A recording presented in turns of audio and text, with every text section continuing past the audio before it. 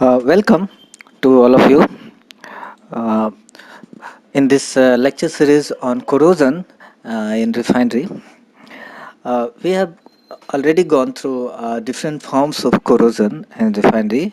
We have also talked about mechanism of corrosion, different types of material used in refinery, and what are the important mechanical properties of materials. So we have done enough upon the basics which was required to understand corrosion inside the refinery. So let us start our real topic, that is corrosion inside refinery. So before we start, let us first try to figure out what are the corrosive substances which could be possible inside the refinery. So in refinery we deal with hydrocarbon, but hydrocarbon are usually not corrosive, neither in liquid form or in vapor forms. What are corrosive then? Then what are corrosive? So there are many corrosive substances which could be possible in refinery. Some comes with crude oil. Now, what are these? They are sulfur compounds, naphthenic acid, and salts, usually chloride salts like calcium chloride, magnesium chloride, sodium chloride, and a trace amount of nitrogen and oxygen could also be there in crude oil. So these are the only few corrosive substances which comes through crude oil, and rest all corrosive substances which are found in refinery, they form during refining process, or they enters in process as neutralizers or inhibitors. So what are they? They could be ammonia, H2S, hydrogen cyanide, HCl, HF, H2SO4, polythionic acid, carbon dioxide, carbonic acid, amine, and caustic. These all are corrosive in nature, and uh, these do not come through crude oil. Rather, they produce during refining process, or they introduce into the system as neutralizers or inhibitors. So we will discuss about all these corrosive substances one by one. So let us start first with oxygens. So oxygen, oxygen act as corrosive substances at high temperature, and it cause high temperature oxidation corrosion. uh, what is high temperature oxidation? It is uh, a chemical reaction or dry corrosion which occurs at high temperature. It is a direct reaction of oxidizing gas at high temperature without any need of electrolyte, as we have already studied about high temperature corrosion. And where it could take place, it could occur in furnaces, boilers, in FCC reactor regenerator sections, or other combustion equipment where temperature is very high and materials uh, react with oxygen at very high temperatures.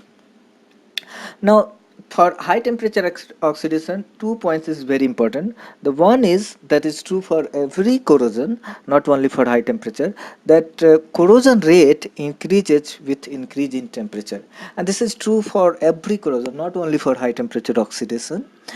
Usually, corrosion rate increases exponentially, in chemical reaction rate increases exponentially. This is also true for corrosion also, and this is not only true for dry corrosion, even for wet corrosion also. If temperature was high, and because of that electrolyte was not forming, like steam was not condensing, then it is okay. Corrosion rate will be low, but once electrolyte has been formed, in that case, what will happen, that corrosion rate will be higher for higher temperature electrolyte compared to low temperature electrolyte. So this is always true. And another important point is that when a steel or any alloy which contains chromium or nickel, then oxidation, high temperature oxidation resistance increases. And why it is so? Because they form oxide scales due to corrosion products, and these chromium oxide and nickel oxides are more protective because they are more adherent and less less porous. So because of this, when a steel containing chromium or nickel, then oxidation resistance increases. So based on these two important points, that one was corrosion rate increases at high temperature, and the another was chromium and nickel produces a better protective scales.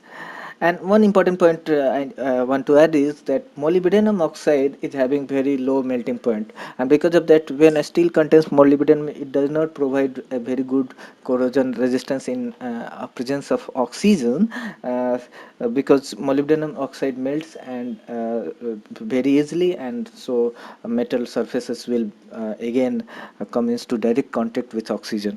So based on these two important points, what we found that we have temperature limits for different alloys.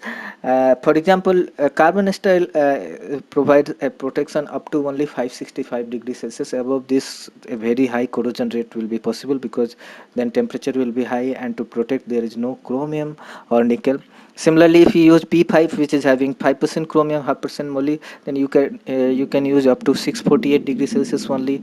9 chromium, 1 moly, that is P9, can be used up to 704 degrees Celsius. Martinistic stainless steel, which is having 12 to 14% chromium like this, that can also be used 704 to 720 like this. And austenitic stainless steel, which is having more than 18% chromium or 8% nickel, which is having corrosion resistance in presence of oxygen at up to 870 degrees Celsius. And above this, we need to use heat resistance alloy, like we have already talked about what is heat resistant alloy. They are basically chromium and nickel alloy. For example, if we are using HT, which is having 15 to 19% chromium and 33 to 37% nickel, they can be used up to 1100 degrees Celsius. Or HK, which is having 24 to 28% chromium and 18 to say 22% nickel, that could be used to up to 1150 degrees Celsius. So as we can see that as temperature increases, we require more amount of chromium and nickel to resist the high temperature oxidation.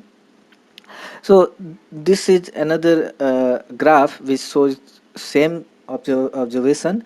Uh, it shows the effect of chromium percent as oxidation resistance in steel, and the experiment was done around 1000 degrees Celsius for 48 hours, and the loss of metals due to corrosion was highest in steel, which is having below 2%, 2 weight percent chromium. Similarly, as chromium weight percent increases, loss of material was less, and when chromium weight percent increases above 20 weight percent, you can see that weight loss was almost nil. So corrosion rate will be very low. So based on this observation, we can say that for high temperature oxidation, the way to protect from corrosion is to choose a material very wisely. Now let us talk about corrosion by sulfur in refinery. Now, sulfur could do low temperature corrosion. Sulfur compounds can be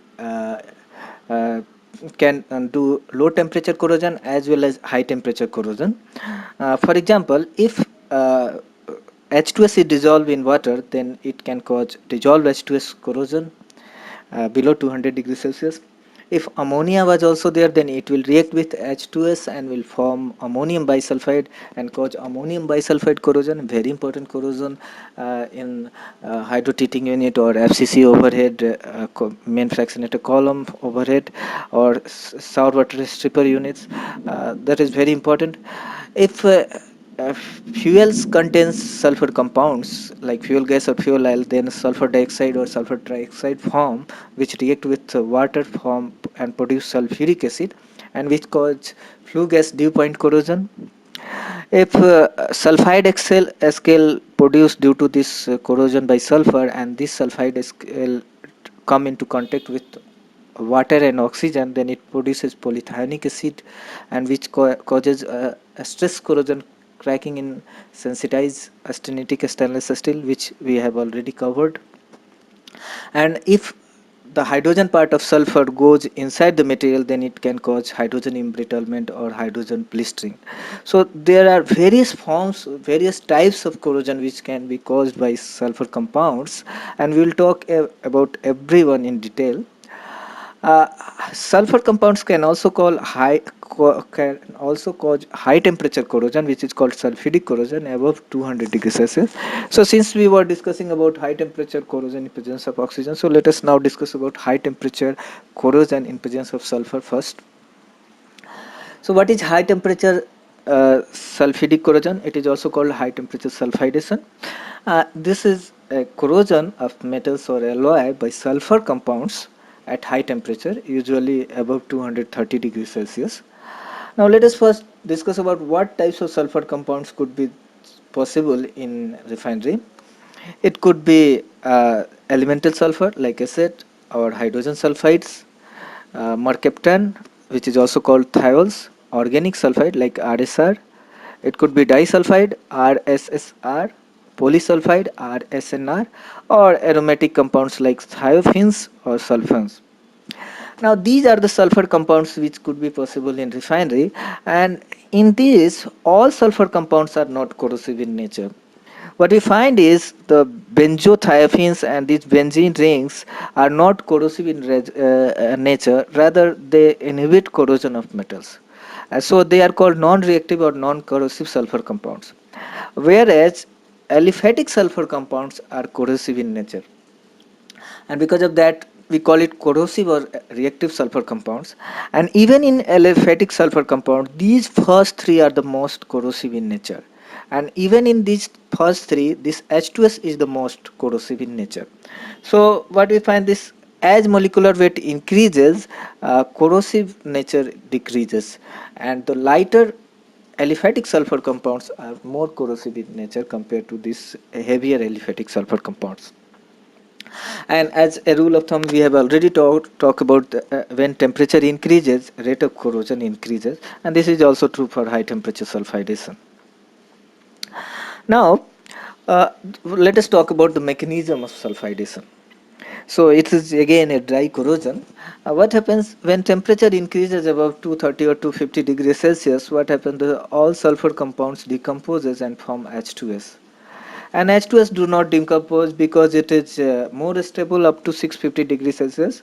And why it is so? Because H2S contains SH bond which is more polar compared to RS bond, and we know that polar bond is usually more stronger compared to non-polar one, and because of this reason H2S is very difficult to decompose, and so all sulfur compounds decompose to H2S, and which is stable up to 650 degrees Celsius. And these H2S react with metals at high temperature, and due to this reaction, a sulfide scale forms on the surface of this metal, like in high temperature oxidation, when oxygen react with react with materials, then oxide scale forms. Similarly here also, when sulfur compounds H2S react with materials, then solid metal sulfide forms, and which retards the which act as a passive layer, and because of this rate of corrosion decreases. Uh, so this now let us talk about this sulfide scale. What it written as: corrosion slows down as corrosion product iron sulfide are formed on iron surface, and they act as a passive layer. So let us talk about this sulfide scale. Now sulfide scale, what we found that they are usually fragile in nature. What does it mean? It means they crack and they spoil more readily than oxide, and because of this reason sulfidation is more destructive than oxidation, because what we find that oxide scale is more adherent in nature and they are less porous compared to sulfide scale, and because of this reason when sulfidation occurs they do not provide complete protection even if sulfide scale forms. Now, as we have talked about molybdenum in case of oxidation, similarly nickel in case of sulfidation does not provide a very good protection, because nickel sulfur compounds having very low melting point, and because of this they spoil very easily.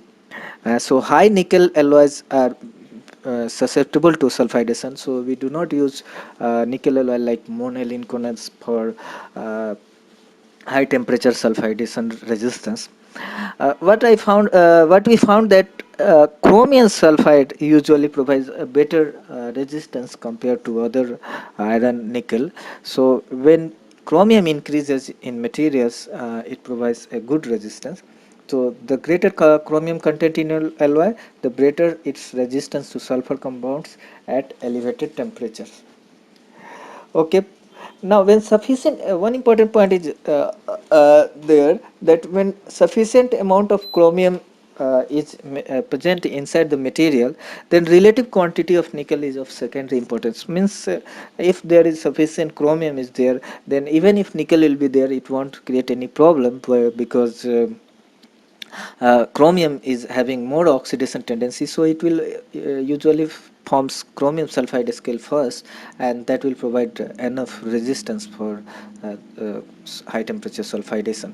So based on this discussion, what we found that chromium sulfide is having stability of sulfide scale much larger compared to iron sulfide, and even iron sulfide scale is having more stability compared to nickel sulfide.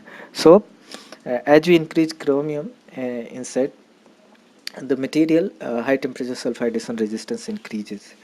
And one important point is that since these sulfide scales are more fragile in nature, so they fall usually and they carried away with flow and results in fouling. And this is another problem with high temperature sulfidation. Now, the question comes where this type of corrosion could occur.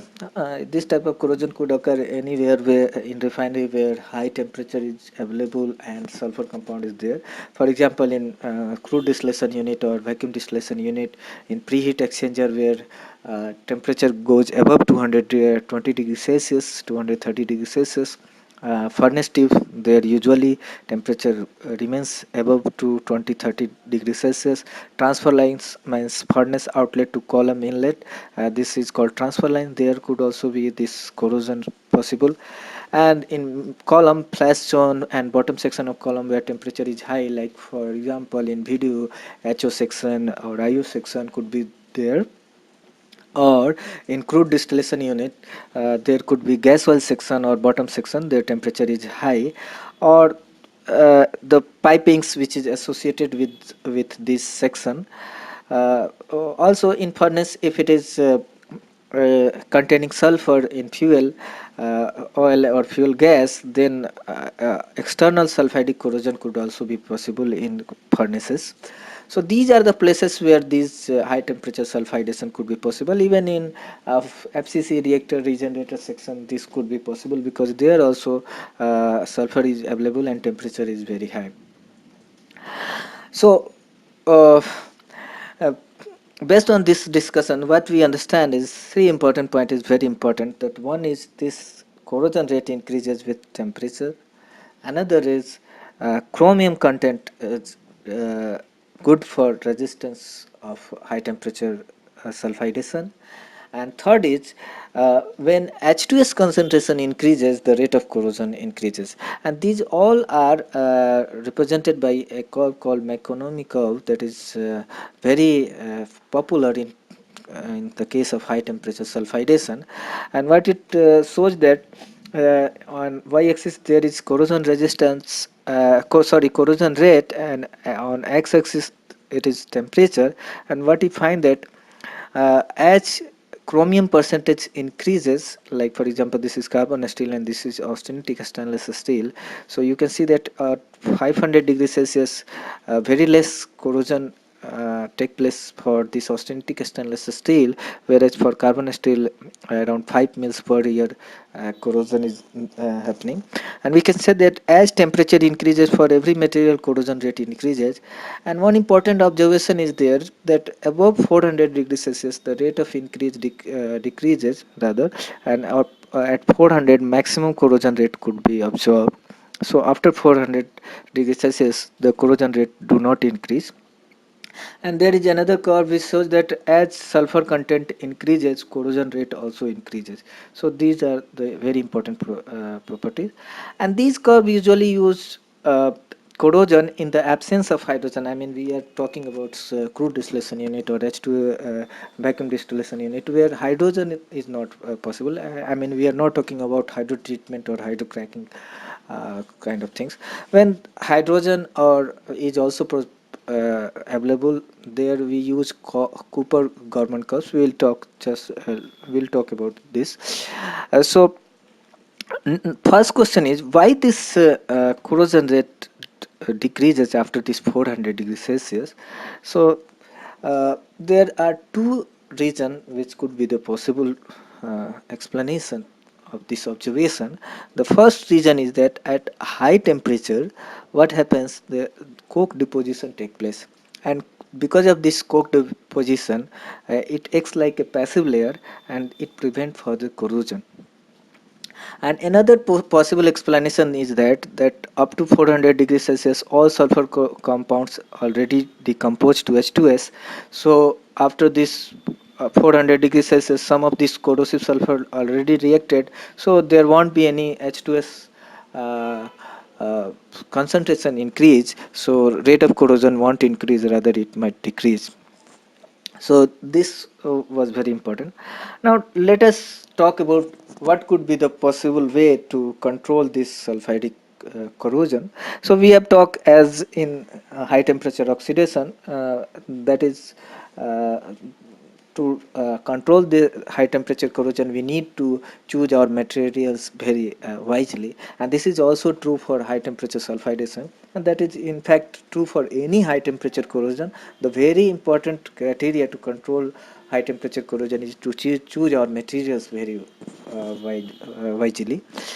So for example, when we talk about control against sulfidic corrosion, what we do is we know that when we increase chromium percentage, the resistance increases. So because of this reason, we use carbon steel up to 260 degrees Celsius, and above this we increase our chromium percent. So we use P5 up to 343 degrees Celsius, and above this we use P9, which contains 9% chromium, and it can be used up to 400 degrees Celsius.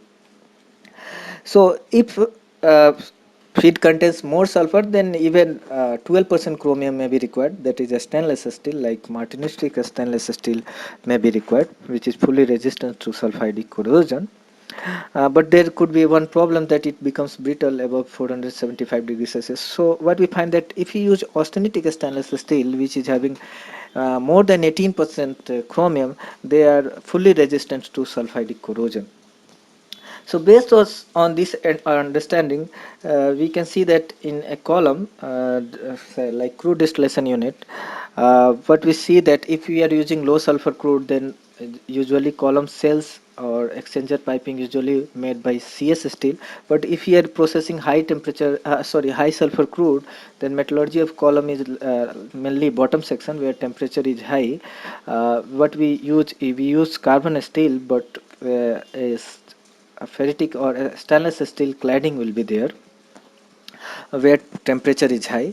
Similarly, the trays which we use in column are normally made by stainless steel like 410, and the pipings which are connected usually made of P5, and similarly transfer lines may be made of P5 or stainless steel, usually martinistic stainless steel based on the sulfur percentage in the feed. Now let us talk about the corrosion of high temperatures sulfidic corrosion in the presence of hydrogen. So what will happen when hydrogen is also available? So what we find that in hydrotreating or hydrocracking unit, when high temperature sulfidation corrosion occurs, the severity of sulfidic corrosion increases. Why? There are two reasons. The one reason is hydrogen usually does not allow coke formation, and we have already uh, seen that coke formation usually protect the materials by do not allowing the H2S to directly be in contact with material. So this facility will not be there when hydrogen will be there. And another thing is hydrogen usually react with sulfur organic compounds and produces H2S. So H2S concentration will increase, and we have seen that when H2S concentration increases, the corrosion rate increases. And because of these reasons, what we found that uh, P5, which was having 5% chromium, which providing very good performance in the absence of hydrogen, do not provide a good performance in the presence of hydrogen. So what we find that because of this hydrogen, this is more detrimental, and because of this we need more high percentage of chromium. So in the presence of hydrogen, ferritic or martinistic stainless steel will not be enough, and we need to use austenitic stainless steel, which is having more than 18% chromium. So this is represented by Couper-Gorman curves, which represent that uh, high temperature sulfidation in the case of carbon steel and in the case of austenitic stainless steel. And we find that on y-axis here H2S concentration is there, and on x-axis this is temperature, and this is for a fixed corrosion rate. For example, 1 mils per year of corrosion could be expected at 600 degree Fahrenheit if we are using carbon steel, and if H2S concentration is 10.3 mole percent, and if H2S concentration increases, then 1 mils per year of corrosion can be found even at 400 degree Fahrenheit only. But if we are using austenitic stainless steel, then instead of 1, it could be only 0.2 mils per year, and even concentration H2S mole percent concentration increases 10%, then also below 500 degree Fahrenheit corrosion rate will not be uh, there. I mean, corrosion rate will be below 0.2 mils per year. So we can see that very clearly that if we are using austenitic stainless steel, it will be having very fairly corrosion resistance for high temperature sulfidation in the presence of hydrogen. Now, one very important point we need to understand that that is related to safety. What happens? We know that when high temperature sulfidation occurs, and even in low temperature corrosion in the presence of sulfur, the passive layer forms, which is iron sulfides. And what we find that iron sulfide is pyrophoric in nature. What does it mean? That uh, those substances which are pyrophoric, they ignite spontaneously at room temperature below 55 degrees Celsius when they are exposed to air, and this creates a very problems in terms of safety. And how it happens? What happens? Iron sulfide, they can be oxidized in the presence of oxygen, and this reaction is very exothermic in nature, so heat will produce. And what happens? Because of this release in heat, temperature increases and it ultimately ignites. So this occurs when equipment is taken out of service, like in shutdown, and they are exposed to air. So because of this ignition, a fire could occur. So what are the possible way to avoid this? The one way is that what we do is we weight this sulfide scale. So by water. So what will happen? Because of presence of oxygen, it will oxidize and heat will generate, but now this heat will be used in the evaporation of water, so temperature will not go high and it won't ignite.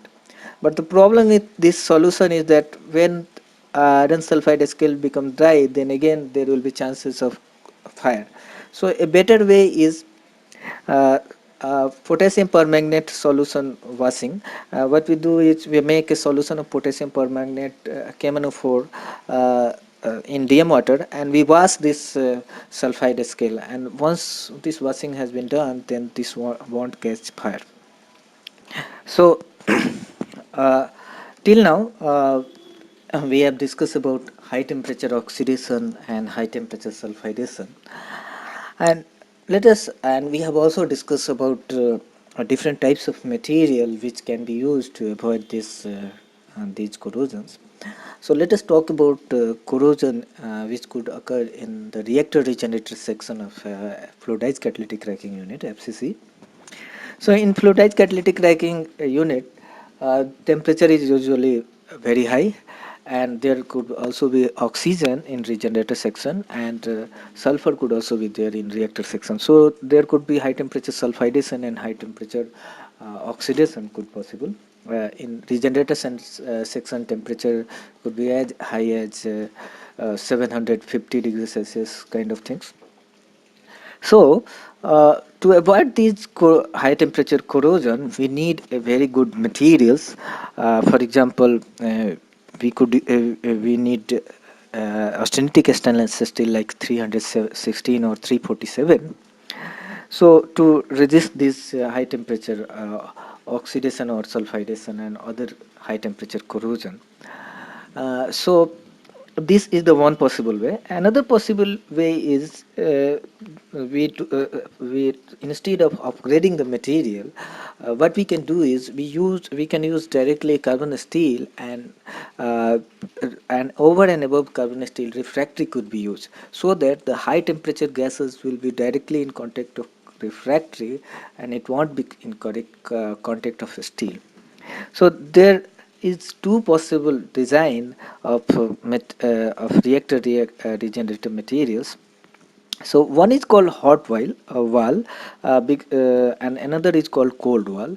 Cold wall is the one which uses refractory. In that case, hot reactive gases is not in direct contact with steel, so steel will not steel skin temperature will not go very high, so its wall will be at lower temperature, so it is called cold wall. Another is uses high strength materials, and it will be in direct contact with high temperature gases, so that is called hot wall, because temperature of skin temperature of this material will be high. So there are two different designs. So both design having some advantages and disadvantages. For example, if we are talking about hot wall design, so disadvantage is its diameter is less. It will be reactor will be smaller, and do not require it does not require refractory, so there won't be any problem of refractory maintenance. But there is disadvantages also. What are those disadvantages? One is it is susceptible to thermal fatigue, high temperature thermal fatigue, high temperature creep, sigma phase embrittlement. Again, it is expensive because it required very good materials to resist these high temperature corrosions, and life is also low. And some cases we use pseudo hot wall. In that case, a very thin layer of refractory could also be used, but in that case, refractory damage will be more frequent compared to cold wall, because the material which is like SS which we have used will be have at high temperature, so it will go to thermal expansion, and if refractory is also not going with the same rate of expansion, then refractory line will damage because of this large thermal movement. So there are only one or two advantages, but there are a number of disadvantages if we are using hot wall. So how it is designed? For example, hot wall design required this austenitic stainless steel for regenerated catalyst slide pipe, slide valve, Y section, to avoid creep induced cracking, sigma phase embrittlement, and polythionic acid stress corrosion cracking. And in the reactor area, temperature is slightly lower, so there we could use low alloy steel. Uh, but again, it is prone to thermal creep and carbide precipitation, so there is problem with this hot wall design.